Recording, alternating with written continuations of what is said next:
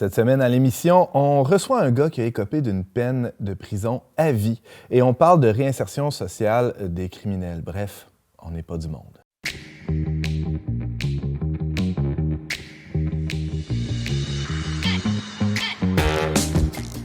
Bonjour à tous et bienvenue à votre magazine Foi et Culture. Ici Antoine Malenfant, votre animateur pour la prochaine heure. Pour cet épisode, durant lequel on va se demander si l'intégration sociale des anciens criminels est vraiment une chose possible. On peut présumer que c'est souhaitable, mais à quel point c'est réalisable. On a des invités de marque aujourd'hui. Franchement, on est choyés.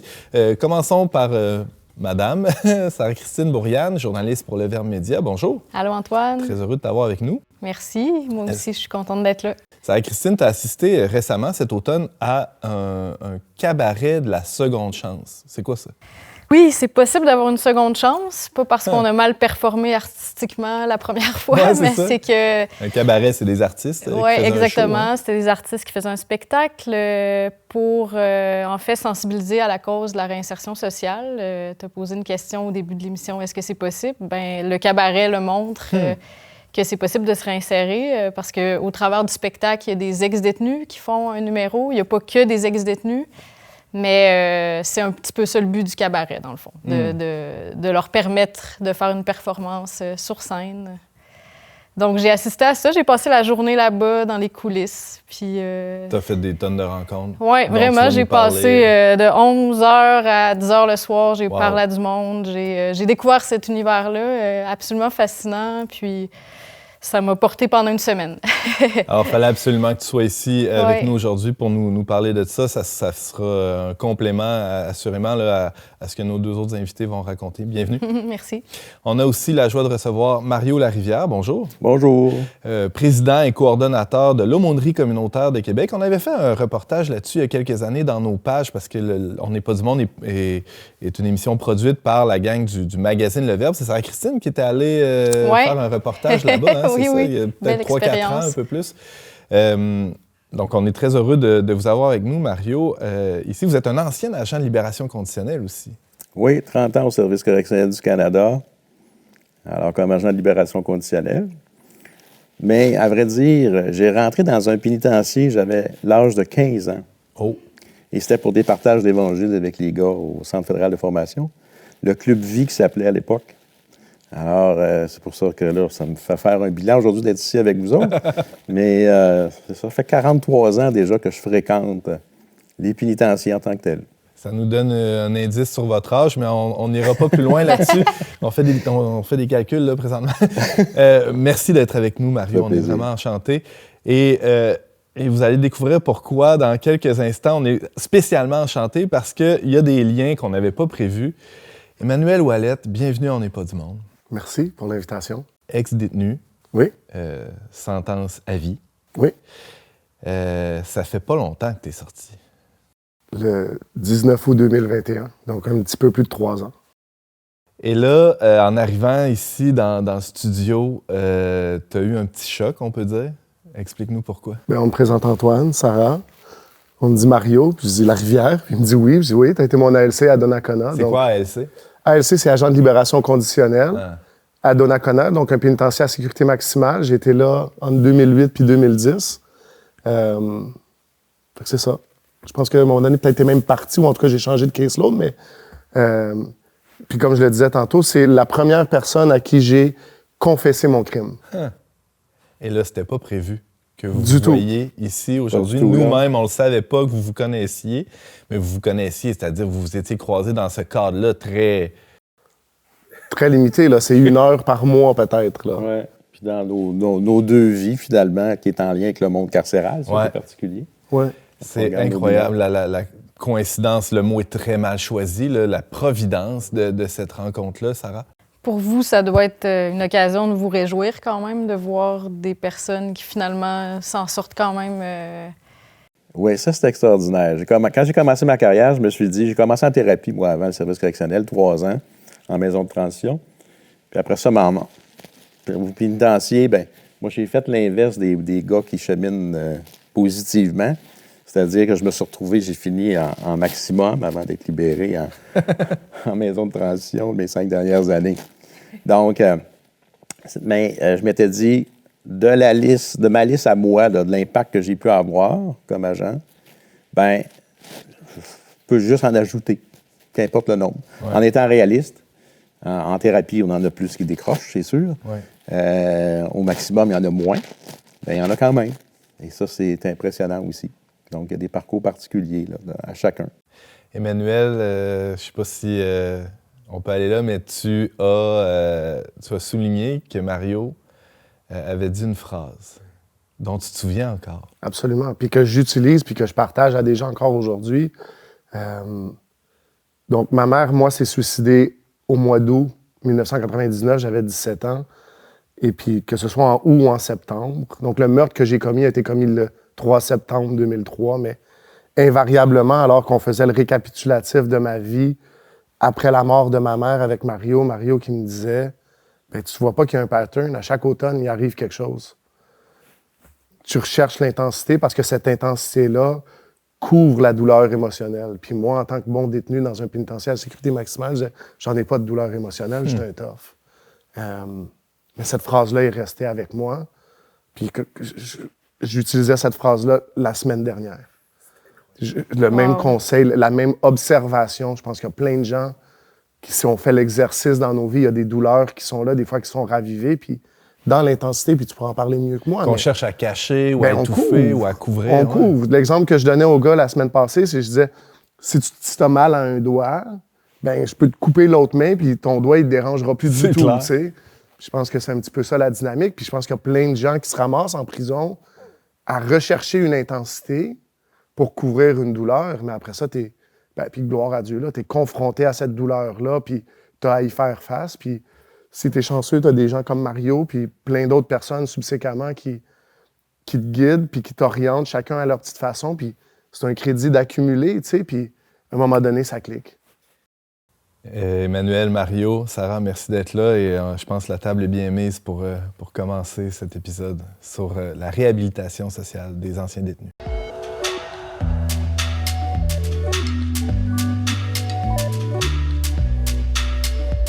Emmanuel Ouellet, bonjour et bienvenue à On n'est pas du monde. Bonjour. Alors disons-le tout de suite, tu as un parcours assez fascinant. Je résumerais ça en crime, châtiment et rédemption.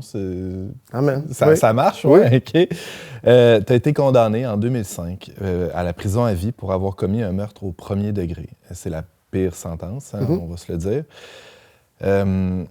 Moi, j'ai lu sur ton histoire, j'ai pu écouter d'autres podcasts auxquels tu as participé. C'est passionnant.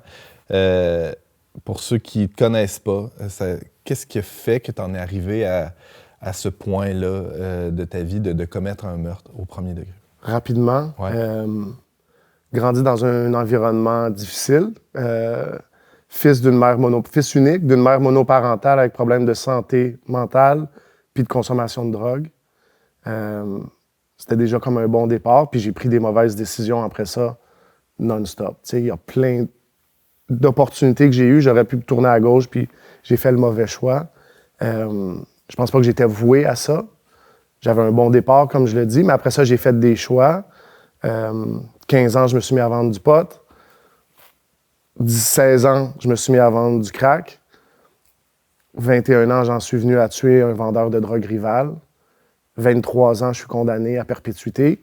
C'est le 19e anniversaire aujourd'hui. À cette heure-ci, j'étais condamné par la juge Barrette-Jonca il y a 19 ans à la prison à perpétuité sans possibilité de libération conditionnelle avant 25 ans. Mais là, ça fait pas 25 ans. Pourquoi tu es avec nous? Un miracle, l'œuvre de Dieu. Il existait avant le gouvernement Harper ce qu'on appelle faint hope clause. Donc, c'est quoi le terme que je cherche? Le droit à une libération conditionnelle 3 ans avant. Révision judiciaire. OK. Donc, il y avait révision judiciaire. Il y avait un autre procès qui venait... Deuxième procès après 15 ans. Excusez-moi, j'ai eu le blanc, mais après 15 ans, tu appliques pour un deuxième procès au cours duquel tu expliques un petit peu à un jury de tes pairs le processus que tu as fait à l'intérieur des murs, puis tu demandes la permission d'aller te présenter à la libération conditionnelle avant la date qui avait été fixée au départ. OK. Donc moi, ça a vraiment été un témoignage de ce que Dieu avait fait dans ma vie. Des gens de l'Église sont venus témoigner, des gens de l'aumônerie, des bénévoles. Plein de gens sont venus témoigner. Grâce à Dieu, j'ai reçu une réduction de peine. Et puis, c'est ce qui m'a amené à être libéré en 2021. Emmanuel Ouellette, tu racontes rapidement que tu as eu une enfance difficile, la vente de drogue, tu avais du succès, ça allait bien, tes affaires, tu étais en contrôle. Oui. On met des guillemets, là, bien entendu, mais... et le meurtre n'a pas été un moment de réveil pour toi, ou ça s'inscrivait dans une espèce de continuité qui ne s'est pas arrêté là. Explique-nous les mois, les années qui ont suivi cet événement-là, qui aurait pu être un tournant, là, ça l'est pour bien des gens. Dans ton cas, ça n'a pas été ça. C'est drôle parce que je viens d'avoir un flashback à une réflexion que j'ai écrite pour Mario, où je disais que la mort faisait partie de ma normalité. Donc, 17 ans, ma mère se suicide. À 18 ans, je suis poignardé. J'arrive à l'hôpital cliniquement mort. On me ramène à la vie. Donc, toutes ces années-là, j'ai des amis qui meurent, j'ai des amis qui tuent des gens. Pour moi, tout ça semble normal. Puis, volontairement, je refuse de regarder qu'il y a une autre réalité. Donc, il y a un aveuglement qui est volontaire aussi. Fait que je me conditionne à accepter cette réalité-là qui est la mienne. Donc, la violence fait partie des manières de résoudre des problèmes. Et puis, c'est ce que je fais. Donc, quand j'ai un problème avec ce vendeur-là, que je nomme plus, il y a quelqu'un qui m'a demandé, je faisais du contenu, il y a quelqu'un sur les réseaux sociaux qui était proche de cette personne-là, qui m'a dit « Arrête de nommer son nom ». Donc, moi, dans ma tête puis dans mon cœur, le nommer, ça l'humanisait. Je pense que c'est important. Je pense que c'est souvent... L'intention était bonne, là. Ouais. Mais je pense que c'est souvent facile d'avoir des victimes anonymes. Puis quand on comprend que c'est une personne, que c'est un fils, que c'est un frère, que c'est un ami, que c'est pas juste une vie qui est enlevée, là, c'est des vies, un paquet de vies qui sont... C'est incroyable, là, l'impact du meurtre. Puis tu sais, ça dure dans le temps à jamais. Son frère, aujourd'hui, ben, quand il y aura des enfants aussi, il y en a. Il va raconter cette histoire-là. Ces enfants-là, leur oncle aura été assassiné. Il y a des gens qui n'étaient même pas nés, mais qui vont continuer d'être impactés par le geste que j'ai fait. Je me suis éparpillé un petit peu. Je disais que cet événement-là du meurtre s'inscrivait dans une espèce de continuité et après le meurtre, après même la condamnation, y a pas eu, ça n'a pas été là le changement, ça a pris un certain temps. Pourquoi? Tu l'expliques un peu, tu étais tellement dans un milieu de violence, ça allait de soi. Je le raconte, mais j'ai commencé en médium. Donc, normalement, sur une sentence à perpétuité, on commence au maximum. J'ai eu la chance, parce que je suis articulé, puis que je suis un petit peu intelligent, puis que c'était ma première offense fédérale, ils m'ont donné une chance, ils m'ont mis en médium, où je me suis remis à revendre du crack à l'intérieur de l'institution, transféré en maximum. Mon appel est rejeté.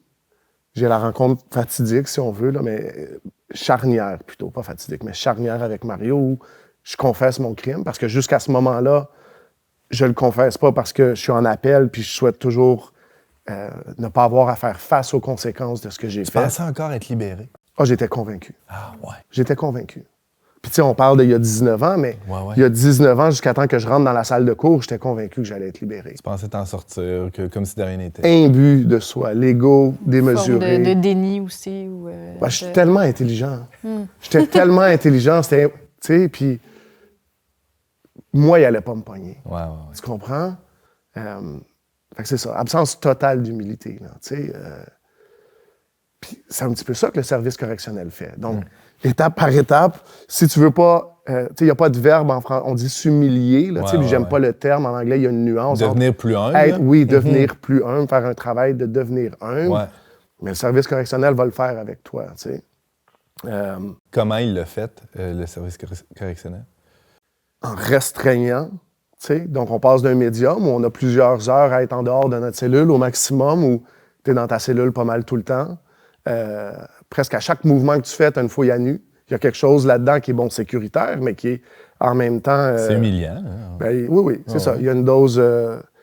il y a plein de petites choses. Il y a le fait d'aller s'asseoir, puis un inconnu, tu lui confesses qu'est-ce que tu as fait, puis là, lui, il décide de... sais, moi, je me souviens d'avoir eu une conversation, là, j'en ai plein, c'est fou, là, tu sais, mais d'avoir eu une conversation avec Mario, puis qui me dit, ben, je t'enverrai pas. Moi, dans ma tête, je faisais 1 an. Puis après ça, j'allais retourner au médium. Puis il dit, mais ton comportement justifie pas d'être envoyé au médium.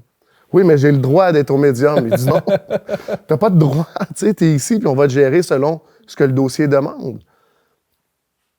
Il y a un lâcher-prise. Tu sais, je veux dire, quand ta porte barre puis que tu peux plus sortir, t'es pas en tu sais, tu peux te mentir, mais t'es pas en contrôle de ta vie. Donc, il y a une réalité qui vient, qui frappe. Suite à ma première rencontre avec Mario, j'ai fait une demande pour rencontrer une psychologue. Ouais.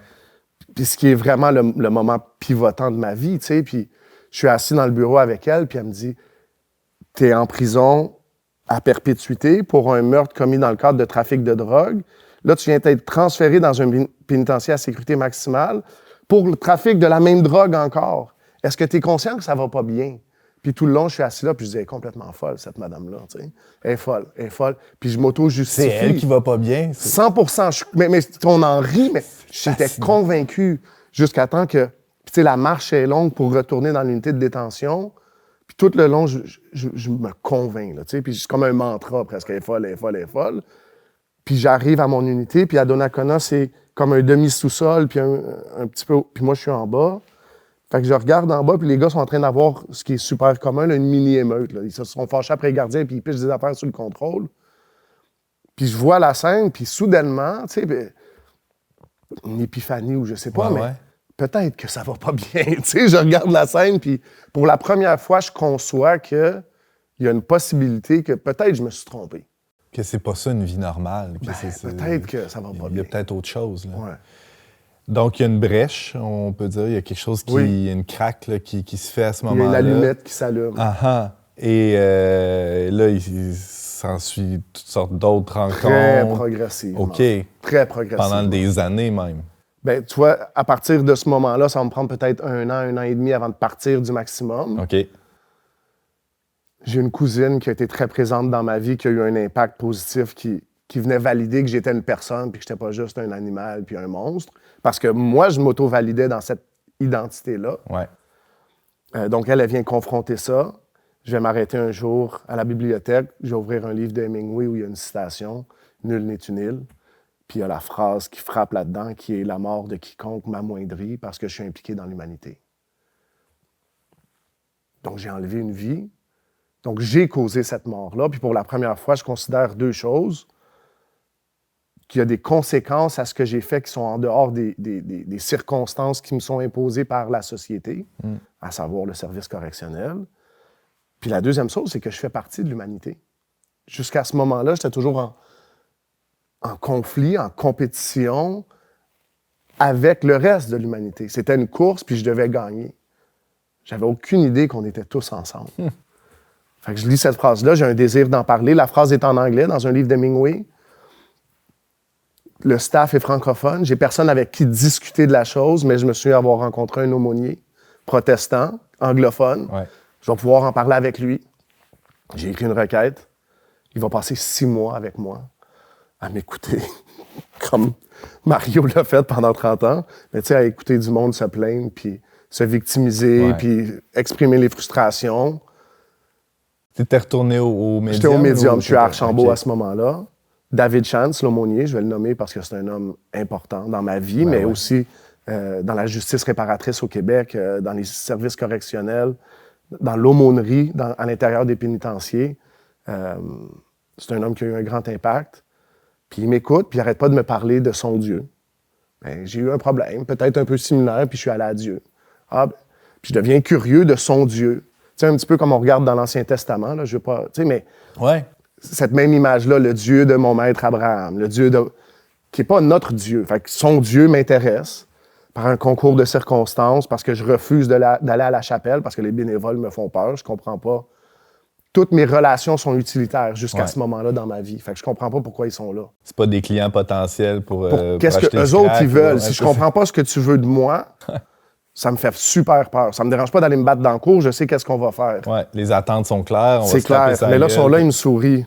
Qu'est-ce qu'ils veulent? Mais, comme je l'explique, concours de circonstances, je me ramasse à la chapelle, puis les protestants seront familiers, évangéliques seront familiers avec la procédure, mais un appel au salut, toute tête baissée, si vous voulez recevoir Jésus, levez la main. Puis j'ai pas le courage de lever la main. Mais je veux. Mais j'ai pas le courage. Puis l'homme qui est venu prêcher ce jour-là, que je nommerai, qui s'appelle Danny Lorenzen, dit, si pour une raison ou pour une autre, vous n'avez pas levé la main, allez parler à un bénévole. Je vais parler à un bénévole, le bénévole qui va dire, est-ce que tu as déjà reçu Jésus? Je dis non. Il dit, est-ce que tu veux? Je dis oui, mais je suis pas prêt. Puis il part à rire. Il rit de moi. Puis il dit, qu'est-ce que tu vas faire pour te préparer? Quelle étape tu suis pour te préparer pour que Dieu envoie son Fils mourir pour toi? Qu'est-ce que tu fais? Puis là, je dis, mais tu comprends pas, j'ai tué quelqu'un. Puis il rit de nouveau, puis il va chercher un Nouveau Testament des Gédéons qui ouvre à Acte 7. On lit le meurtre d'Étienne, le premier verset de Acte 8, et Saul consentit à son meurtre. Puis il m'explique que Saul est Paul, qui a écrit 2/3 du Nouveau Testament. Puis c'est aussi un meurtrier. Bien sûr. Il n'y a rien qui disqualifie quand Dieu veut nous recevoir. Il n'y a rien qui nous disqualifie. Comme dans un processus de vente, j'ai plus d'objection. Que je prie la prière avec lui, tu sais. Puis je lis ce soir-là Acte 8, Acte 9, puis j'ai continué à lire les 9 années suivantes de mon incarcération. La parole a fait son œuvre. C'est ça, la parole est efficace. Elle travaille dans ton cœur pendant ces années-là. La parole de Dieu te transforme. Tu te laisses transformer par elle. T'éduques aussi.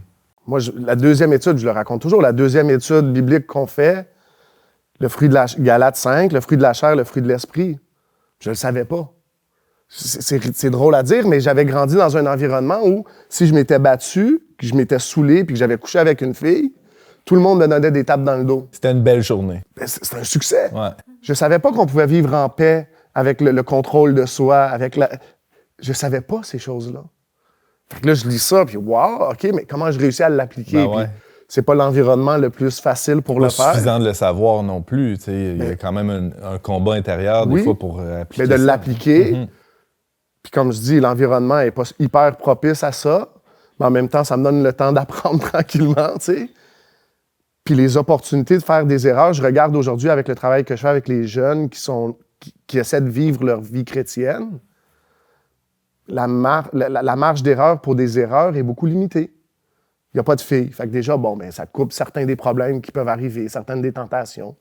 Mais pour moi, c'est une démarche qui est très longue jusqu'à temps que je comprenne vraiment cet amour-là dans mon cœur. Tu sais. Donc, j'ai une compréhension intellectuelle, mais avant qu'elle devienne profonde, puis spirituelle, puis émotionnelle, ça va me prendre peut-être un petit peu plus d'1 an. Mais à un moment donné, je vais comprendre cette notion-là que Jésus est mort pour mes péchés. J'ai pas besoin de prétendre, j'ai pas besoin de faire assemblant. Pour un terme légal, on a l'immunité. Fait que je peux présenter tout. Puis tout ça est pardonné aux yeux de Dieu. Ça change ma vie complètement. Ça change la vie de bien des gens, qu'on soit meurtrier ou pas, d'accueillir ce pardon-là. En fait, on en parlait un peu hors d'onde tout à l'heure, Emmanuel Ouellet. On a une tendance, je ne sais pas si c'est propre à notre époque, mais à confondre le pécheur et le péché, ou le meurtrier et le meurtre, comme si on pouvait être réduit seulement à nos actes. Je pense que tu es la preuve devant nous, Emmanuel, que tu n'es pas que le gars qui a fait ce meurtre-là en 2003, ou je sais. Et c'est une bonne nouvelle pour moi qui fait des mauvais coups aussi, pour Sarah, pour Mario, je suis sûr qu'il fait des mauvais coups aussi. Même. Pas le droit de les révéler, moi, ça. C'est ça. Cette assurance-là du pardon, qu'est-ce que tu as fait en sortant en 2021? Avant même de sortir, donc j'avais toujours eu à cœur le commerce. Mais voulant faire les choses bien. Ça laisse réorienter quand même. Oui, mais je me suis inscrit à l'école de commerce. Donc à Montréal, à Concordia, il y a l'école de commerce JMSB, John Molson. Donc j'ai appliqué avant même d'être recommandé. Pour une libération conditionnelle, j'ai été accepté. Est-ce qu'ils ont reconnu tes compétences du passé? Donc, moi, je suis arrivé au pénitencier, j'avais pas complété mon secondaire. Donc j'ai complété le secondaire, j'ai complété mon cégep au pénitencier, à l'époque où c'était encore possible de le faire. Puis je veux le nommer parce que les opportunités éducationnelles ont été grandement réduites encore sous le gouvernement Harper. Et puis après ça, j'ai fait les prérequis. Donc, j'ai eu une tante qui a payé pour que je puisse faire les cours cégep à distance, qui étaient les prérequis pour appliquer. J'ai toujours eu de la facilité académique, donc j'avais des bonnes notes. J'ai été reçu comme un étudiant normal, là. Pas comme étudiant mature, pas hors programme. J'ai été admis au programme de commerce. Donc, je suis sorti, j'aime ça en parler parce que des fois, peut-être, c'est difficile de ne pas voir la grâce de Dieu dans tous les aspects de notre vie. Mm-hmm. Mais je suis sorti le 19 août 2021. J'ai eu mon premier cours le 6 septembre de la même année, donc quelques semaines après. Tard, ouais. Je suis rentré en 2003, donc j'avais jamais vu un iPhone, j'avais jamais utilisé Internet comme il existe aujourd'hui, comme on le connaît. Mais Dieu m'a fait grâce. Je suis arrivé. À l'époque, on avait encore les masques, fait que j'avais l'air moins ébahi partout. Tu sais, ça cachait un petit peu de...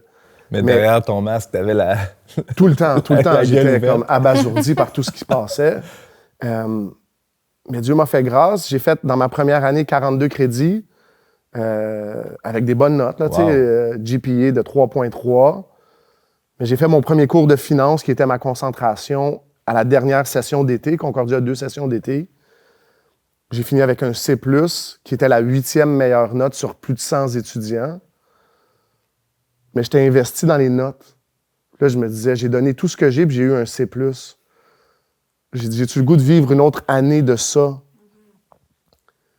Puis je l'ai amené en prière, j'ai jeûné, j'ai prié, puis j'ai dit, puis le marketing, ça allait facilement pour moi. C'était très simple. Ouais.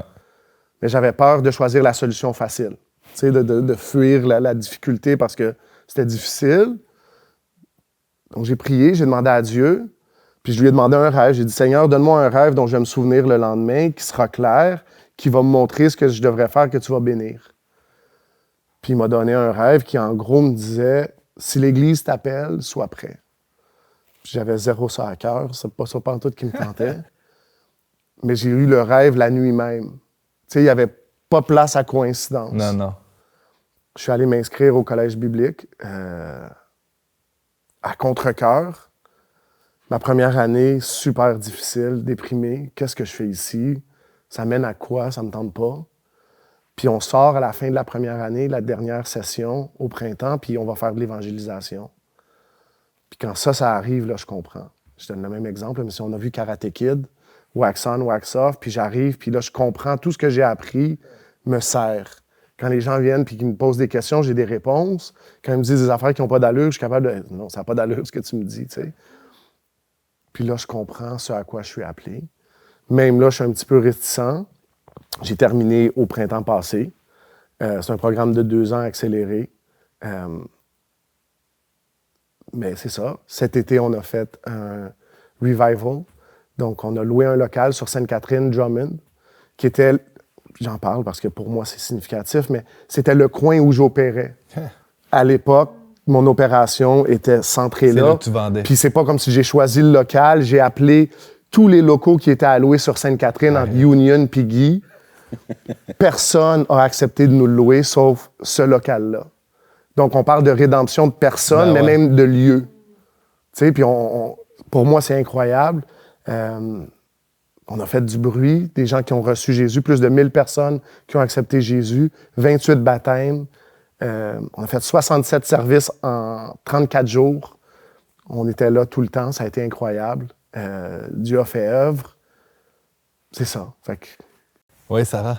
Mais ça doit être touchant parce que toi, tu as vraiment vécu les ténèbres, là, des ténèbres à la lumière. Fait que ton témoignage, tu as comme expérimenté tellement la souffrance sous toutes ses coutures. Ça doit être crédible. C'est un témoignage crédible quand même, d'être un ex-détenu qui se réinsère. J'imagine que ça, en prison, je sais pas, ça a été quoi ton expérience, que les gens ont vu que tu as changé aussi? J'imagine que ça doit... Pour moi, c'est ça qui a, je pense, qui a freiné pendant longtemps parce que je partageais ma foi à mes amis.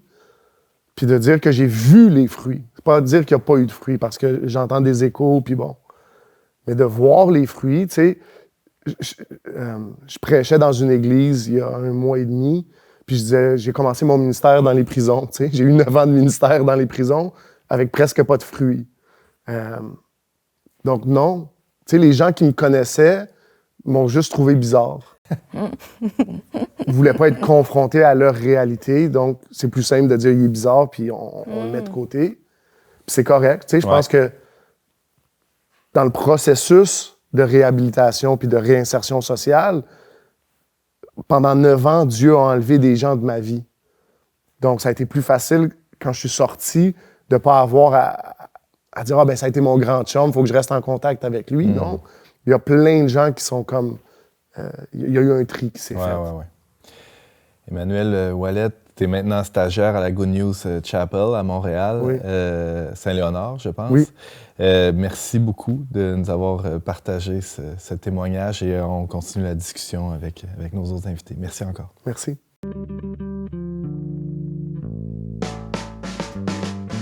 On n'est pas du monde est une émission produite par l'équipe du magazine Le Verbe. Pour vous abonner gratuitement et recevoir 8 numéros par année, visitez leverbe.com/abonnement. Mario Larivière, bonjour et bienvenue à On n'est pas du monde. Bonjour. On est ravis de vous recevoir. Vous travaillez à l'aumônerie communautaire de Québec. Vous êtes président et coordonnateur. Oui. En 2 mots, c'est quoi l'aumônerie communautaire de Québec? Tantôt, Emmanuel parlait des coupures de M. Harper. Mais là, on va se situer avant, parce qu'on a subi ça, mais naturellement, j'ai vu ça. J'ai eu l'occasion, moi, de voir naître l'aumônerie communautaire. Quand même, c'est assez particulier. Je travaillais naturellement dans les pénitenciers comme agent de libération conditionnelle. Mais en même temps, j'avais une vie parallèle. C'est-à-dire que j'étais impliqué dans ma foi. Et j'étais laïque dominicain. Alors, je ne suis pas natif de Québec. En 97, on déménage toute la famille ici. On s'en vient vivre avec les Dominicains ici à Québec. On a vécu 7 ans de temps en famille au couvent des Dominicains. Et j'ai vu naître ça parce que il y avait Michel Beauchamp qui était là, qui était l'aumônier. À l'époque, Michel était dominicain. Il s'est retiré de chez les Dominicains, mais à l'époque, il l'était. Et il était aussi aumônier à Donnacona. Donc, naturellement, tout au long de ma carrière, je vais travailler avec les aumôniers. C'est un travail d'équipe, tout le monde qu'on fait ensemble. Donc, on travaille chacun de nos dimensions, comme agent de libération conditionnelle, être à l'écoute des brèches des gars, etc. Puis, on s'en réfère aux aumôniers. Les aumôniers font le travail. Emmanuel a très bien présenté tantôt qu'est-ce qu'il y en est du travail. L'aumônerie communautaire, on continue ça à l'extérieur. Donc, c'est tout cet héritage-là, l'aumônerie communautaire. Donc, on continue le travail des aumôniers dans les pénitenciers à l'extérieur. Ça change un peu les facettes, bien sûr, parce que là, c'est le retour avec les ressources.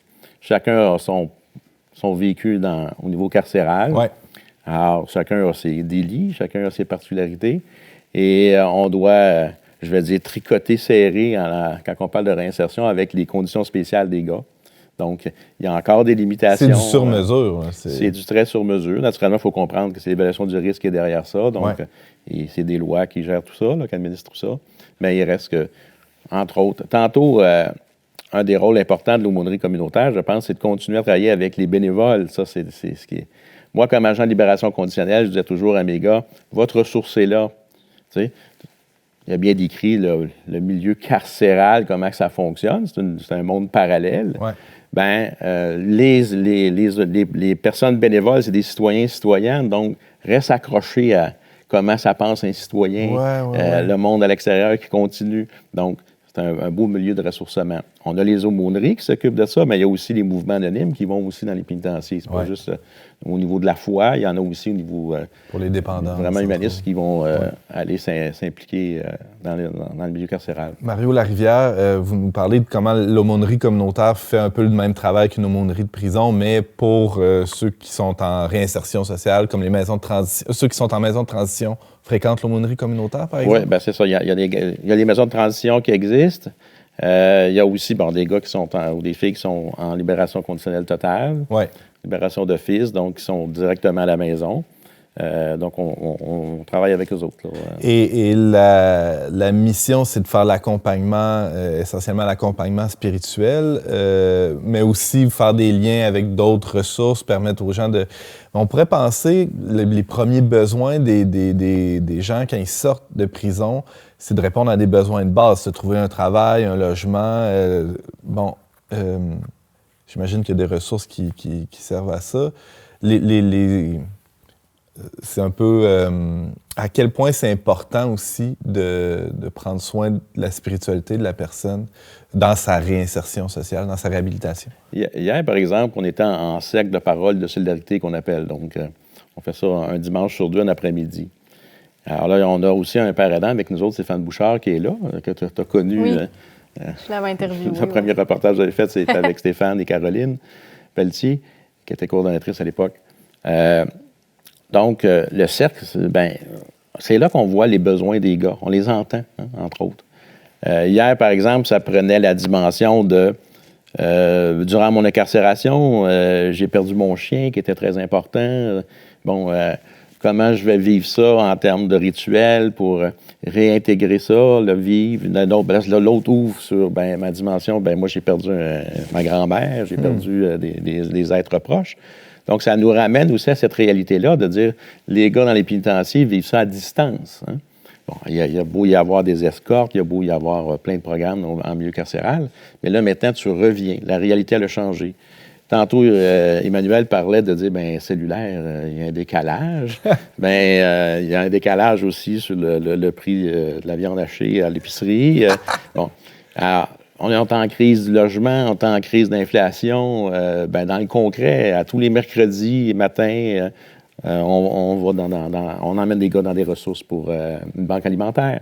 Ils ont une petite allocation, c'est impossible de survivre avec ça. Donc, on écoute à la fois leurs besoins humains et les besoins spirituels qui vont se présenter.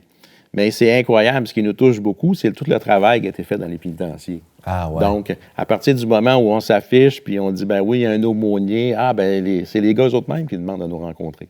On est une équipe, là, donc... des fois, un sème, l'autre récolte. Là, vous voyez des fruits d'un travail qui a été fait pendant des années, des fois, à l'intérieur des murs.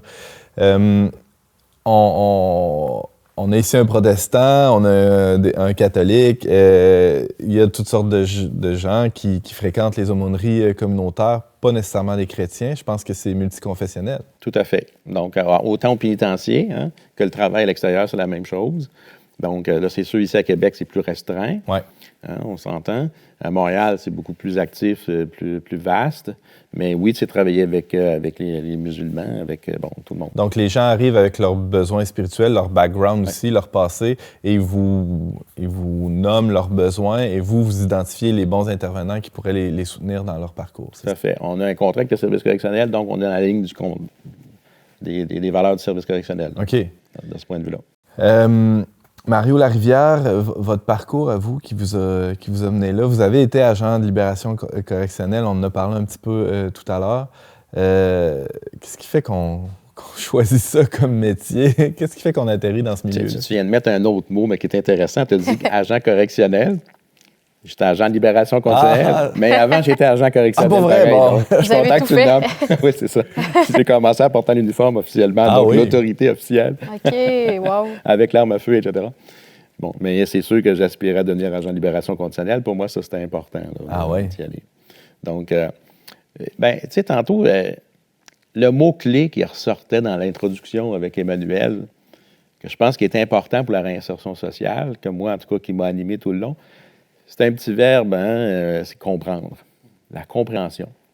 Compréhension de qu'est-ce qui a marqué une vie. Tantôt, Emmanuel parlait de « j'ai enlevé une vie », mais la compréhension, c'est de dire, quand on regarde son histoire d'enfance, puis tout ça, il y a une vie à lui qui a été enlevée avant. Et ça, je pense que c'est ça qui est important. Notre vie de foi nous aide peut-être dans cette dimension-là, mais moi, j'ai toujours trouvé ça extraordinaire que des criminologues, psychologues, il y a un travail qui se fait à ce niveau-là, des agents de programme dans les milieux carcérales, tout ça. Tout ça se continue aussi en libération conditionnelle. Donc, c'est un travail d'équipe qui se poursuit. Mais on cherche à comprendre. Et c'est la clé à la fois, on va dire, de la réhabilitation, tout ça. Donc, est-ce que le gars est en processus de changement ou pas? Il va être en mesure de comprendre c'est quoi sa blessure, c'est quoi sa souffrance. Pour moi, en tout cas, ça a été ma seule manière de dire, est-ce que je suis en train de me faire avoir ou pas? C'est ça qu'on se pose comme agent, c'est des délinquants. Il a très bien démontré comment il pouvait déjouer un système tantôt. Des manipulateurs, disons-le. Non, mais je pense que il y a un être humain. Il y a un être humain avec ses souffrances en arrière de ça. Voilà. Alors, comment, bon, et tantôt l'a bien nommé aussi, hein, c'est une question de comportement, séparer, diviser la personne de ses comportements. Hein, ça, c'est notre vision humaniste d'abord et avant tout. La vision chrétienne va aller plus loin aussi, c'est bien sûr. Hein. Moi, je l'ai dit tantôt, depuis l'âge de 15 ans, qu'est-ce qui m'a emmené? Ça a été un groupe de moteurs qui a été converti à l'époque dans mon petit patelin, avec Christian Beaulieu. Je pense qu'on connaît, il y en a plusieurs qui connaissent Christian Beaulieu ici à Québec. Bon, Christian avait converti ces gars-là. Ça est devenu une fraternité dans le cadre du mouvement La Rencontre. Et on a commencé à visiter les pénitenciers à ce moment-là. J'ai été illégal parce qu'à 15 ans, je n'avais pas le droit de rentrer. Avant 16 ans, à l'époque, aujourd'hui, c'est 18 ans dans les pénitenciers. Mais à l'époque, j'ai rentré à 15 ans. Mais c'est pas moi qui ai fait le grand péché là-dedans. C'est l'animatrice du groupe qui avait modifié ma date. Donc, vous accompagnez déjà à ce moment-là des groupes de prière qui avaient lieu à l'intérieur de la prison. La grâce aujourd'hui, c'est spécial parce que là, l'histoire d'Emmanuel, pour moi, ça commence à être loin déjà. Tantôt, je l'ai dit, j'avais ma liste de gars. Aujourd'hui, le grand cadeau, Emmanuel, c'est sûr que je n'ai pas suivi sa carrière à lui. Je n'ai pas suivi la mienne non plus. Mais je vais le rajouter sur ma liste, par exemple. Ça, c'est ça qui est bien le fun. Mais déjà, dans les pénitenciers, moi, quand je me suis marié jeune, j'avais 18 ans. On s'est mariés presque en prison, presque au pénitencier, avec le Club Vie. Alors, ça a été spécial pour ça. J'ai connu à l'époque le Club Vie, vraiment. Donc, toutes des sentences à vie qu'on fréquentait. À notre mariage, mon épouse et moi, on avait... il y a un texte qui avait été lu là, des gars du pénitencier. Donc, on était assez proches. On a même eu de la grâce d'avoir un gâteau de mariage dans le pénitencier. Vous êtes mariés dans le pénitencier? Non, à l'extérieur. Mais c'est tout comme. Mais c'était parallèle. Tellement proche de cette La grande difficulté des gars, ça a été de trouver le petit bonhomme, la petite bonne femme de mariée sur le petit gâteau. Sur le dessus. Un grand défi. Donc, ça a toujours fait partie de votre vie, c'est ça qu'on finalement, comprend. c'est ça. C'est ça. Mario Larivière, oui. Ma question, c'est qu'est-ce qui a animé ça pour commencer? Les gens, le groupe de motards dont tu parles qui se sont convertis ou? Même avant. OK. Même avant, tout petit. J'étais dans les gardes paroissiales, donc au service. J'étais un petit cadet à l'époque. Et ce qui m'avait marqué, c'est qu'on nous avait présenté un jeune qui était marginalisé à l'époque, des grandes difficultés, des problèmes de comportement. Et je me souviens, le commandant de l'époque qui nous avait dit, écoutez, il faut l'accompagner, il faut bien l'accueillir. Il y a des problèmes familiaux, tout ça, mais il faut l'accompagner. C'est important. On peut peut-être faire une différence dans sa vie. Je me souviens de ça. On peut peut-être faire une différence dans sa vie. Alors, j'ai décidé, à partir de là, tout jeune, là, enfant, là, de dire, on essaie de faire une différence dans la vie des gens.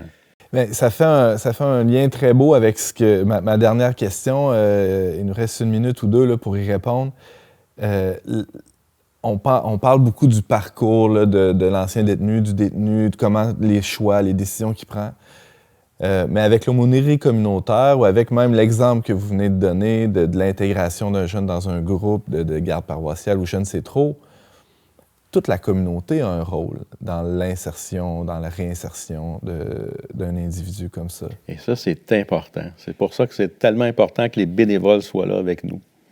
Bon, à l'époque, je l'étais bénévole, dans le fond, c'est ça qui fait que ça vibre chez moi énormément. Mais oui, ça fait toute une différence. Le voisinage, la famille, l'exemple d'Emmanuel, sa cousine qui allait le visiter. Cousine, c'est bien ça. Des gens qui croient que c'est possible qu'il y a un être humain, dans le fin fond. C'est ça qu'on ne voit pas juste la dimension criminelle des gens. Ça, c'est important. Voir au-delà du crime. Au-delà. Ça fait une différence majeure, ça, c'est clair pour moi. Dans le processus. Puis le grand mot qui serait là, c'est le mot gratuité. Hein? C'est comme... Depuis tantôt, j'écoute ça, je me dis la compréhension, je vais rajouter l'autre mot-clé qui est inconditionnel, dans le fond. C'est les gens qui acceptent de donner du temps. Tu l'as vécu dans l'aumônerie communautaire à Montréal, c'est gratuit. C'est gratuit. C'est ça qui est touchant. C'est sûr que dans notre foi chrétienne, on dit c'est le Christ qui est là. Oui, mais puis il y en a d'autres qui viennent marcher avec nous autres, qui n'ont pas nécessairement la foi. Puis de le voir comme des frères, des sœurs en humanité, que je rappelle. C'est-à-dire qu'importe, là, il y a des gens qui y croient que c'est possible. Donc, c'est des témoins très, très importants. Là. Mario Larivière, président et coordonnateur de l'Aumônerie communautaire de Québec, merci infiniment.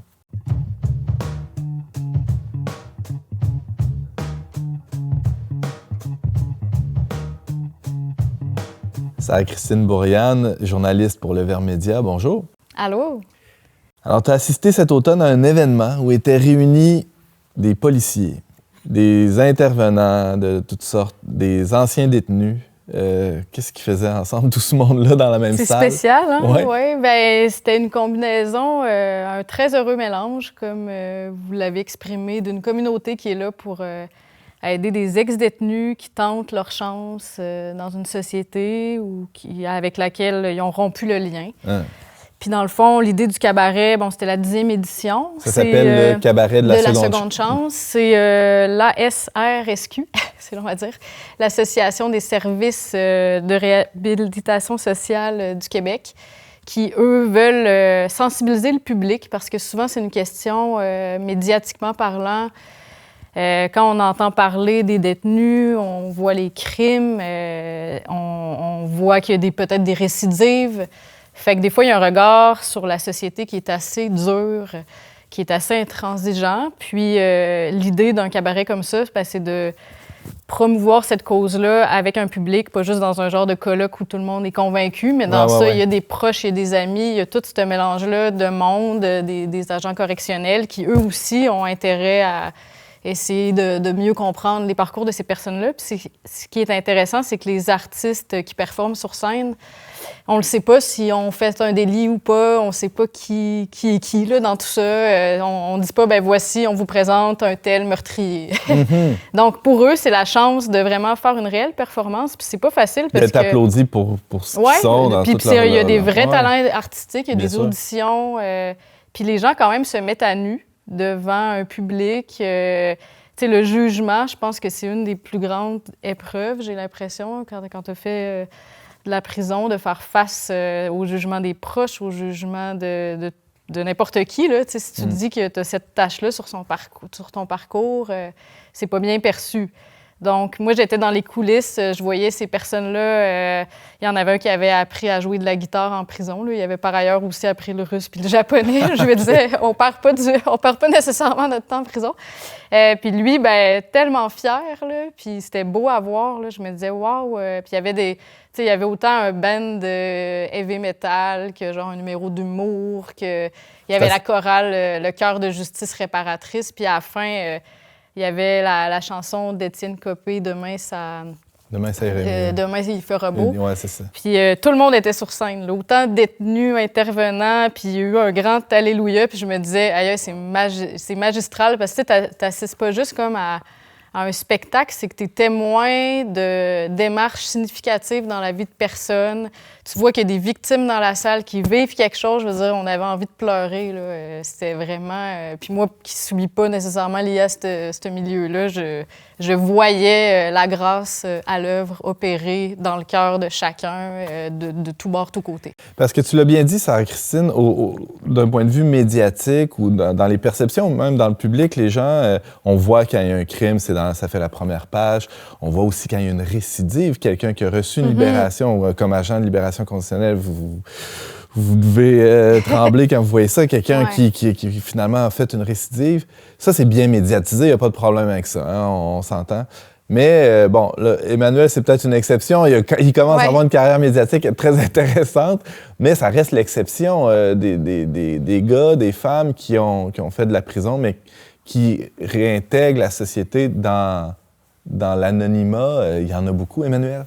Bien, moi, ce que j'ai noté à ça, puis je pense que c'est la notion identitaire. Donc, dépendamment de la longueur de ta sentence, puis on devient notre crime à l'intérieur de l'institution. Donc, on intègre cette identité-là. Des fois, on s'investit dedans, mais qu'on le fasse ou qu'on le fasse pas, on intègre l'identité. Puis si je me ramène au moment où, justement, je commençais à sortir, que ce soit en permission, et ainsi de suite, mais pour le joueur de guitare, d'être Bob, le joueur de guitare, et pas Bob, le gars qui a volé une banque.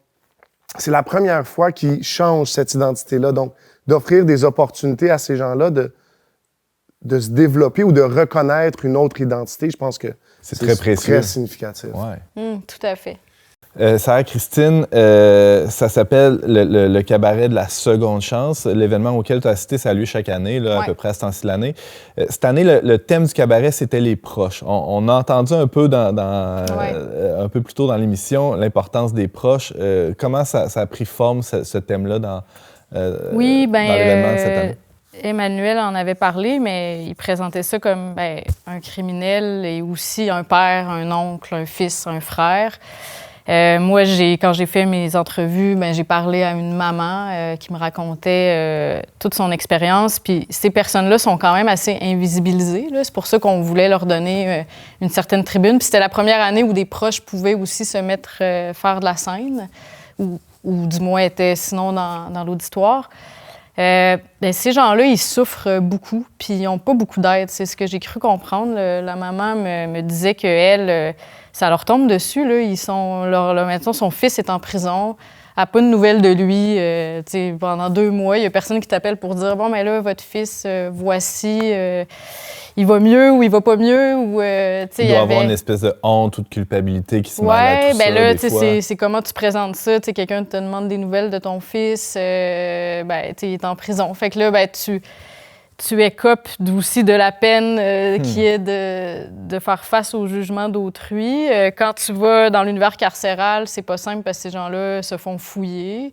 Des fois, elle me racontait qu'elle apportait des cadeaux à son fils. Des fois, ça se rendait pas. Ils peuvent être changés de pénitencier, ils le savent pas. Puis c'est long, là, 5 ans, ou plus, là, toi, t'as purgé d'une peine plus longue. Fait que le lien, les proches s'épuisent aussi à accompagner ces personnes-là. Puis on sait combien un réseau social, des fois, il faut changer de groupe d'appartenance, là, de ce que je comprends quand on sort de prison. Mais qui sont ceux qui restent, en fait. Puis moi, c'était une des questions qui me préoccupait. Je sais que des fois... autant que des personnes dans un parcours de quelqu'un peuvent complètement lui nuire. Là, puis c'est ce que j'ai cru comprendre dans les parcours. C'est des gens qui n'ont pas été encouragés. On leur a toujours dit à quel point il n'était pas bon, qu'il était nul, qu'il n'allait pas réussir. Mais autant qu'une personne peut faire, comme vous, avec Emmanuel, entre autres, peut faire la différence. Puis cette différence-là, moi, je l'ai vue, là, de personnes, cette maman-là qui est restée fidèle, qui a perdu ses 2 parents au travers... un autre Inou, quelqu'un l'a suivi dans les procès. Ces personnes-là sont précieuses, puis ils n'ont pas beaucoup de soutien. Donc, c'était un petit peu pour ça que le cabaret voulait mettre ça en lumière de l'avant. Puis c'était très touchant de voir ce qui se produit, parce qu'une fois que la personne sort puis qu'elle avait un parcours de guérison, c'est aussi toute la famille qui a une certaine lumière qui se manifeste chez tout le monde. C'est ça. Sarah-Christine Bourriane, tu nous parlais du cabaret de la seconde chance. Il y aura un article éventuellement sur le site du Verbe, leverbe.com. Donc, on va suivre ça attentivement. Et on peut te lire aussi, tu as déjà écrit souvent dans le passé sur l'aumônerie communautaire. Tu avais interviewé aussi Carl Fournier il y a quelques années dans un témoignage qu'on peut encore lire. Oui, j'ai vérifié avant de venir. C'est encore sur notre site web, ça s'appelle Dieu tatoué sur le cœur. Donc, oui, ça te suit, c'est un thème qui te sied à merveille.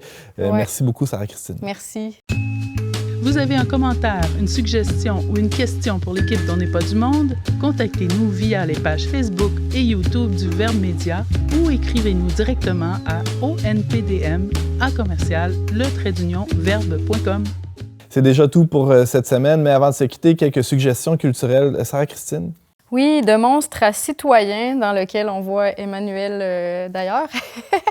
C'est sur Tout TV, c'est sur la réhabilitation sociale. C'est Alain Gravel qui suit le parcours de 4 meurtriers qui ont été condamnés à perpétuité, 48 minutes. C'est vraiment excellent. C'est un documentaire. Puis on voit...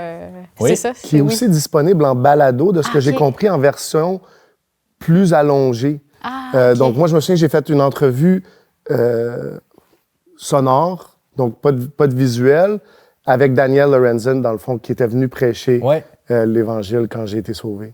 Ben, chez Histoire d'enquête, saison 5, épisode 3, on mettra tous les liens sur nos réseaux sociaux. Là, c'est avec le journaliste Alain Gravel, c'est sur audio, donc on peut l'écouter. Ça va être ce dont tu parles, Emmanuel. On peut écouter en version audio ou en documentaire audiovisuel là, sur tout.tv. Est-ce qu'on a le temps pour une autre? On a le temps pour une autre, rapidement, oui. Une cinéaste que j'ai rencontrée au cabaret, Laurence Côté-Collins, elle sort un film, mais aussi un livre à la courte échelle en novembre.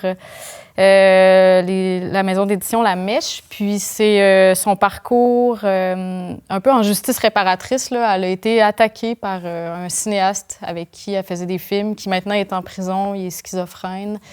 Et elle lui parle à tous les jours. Ça, c'est un autre exemple de proche qui reste fidèle.